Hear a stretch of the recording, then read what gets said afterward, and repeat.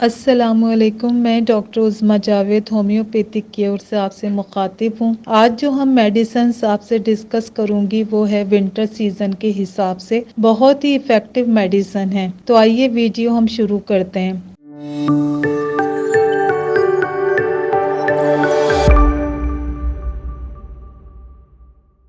तो सबसे पहले मैं मेडिसिन का वर्क बताऊंगी, कहाँ कहाँ काम करती है, फिर आपको इसकी एहतियात बताऊंगी, लास्ट में डोज बताऊंगी कि कितनी पोटेंसी में और कितनी लेनी है। फर्स्ट मेडिसिन है हमारी एलियम सीपा। इसके सिम्टम्स हैं नाक बहुत ज्यादा बहना, पानी जैसा नजला, आंखों से भी पानी बहना, गले में म्यूकस का जमा हो जाना, छींके आना, निगलने में तकलीफ हो। तो इन तमाम तकलीफ में एलियम सीपा बहुत ही अच्छा रिजल्ट देती है। सेकेंड मेडिसिन है हमारी एकोनाइट। गर्म जगह से सर्द जगह जाने पर, सर्दी लग जाने पर, नाक बहना, बुखार हो जाना, खांसी हो जाना, इन तमाम सिम्टम्स में एकोनाइट बहुत ही इफेक्टिव वर्क करती है। थर्ड हमारी मेडिसिन है एंटियम टार्ट। बच्चों या बड़ों में सीने पर बलगम जम जाए, खड़खड़ की आवाजें आए, सोया ना जाए, बच्चों को खांसी आए पर बलगम निकाल ना पाए, सांस लेने में परेशानी हो, तो इन तमाम अलामात में एंटियम टार्ट बहुत ही अच्छा वर्क करती है।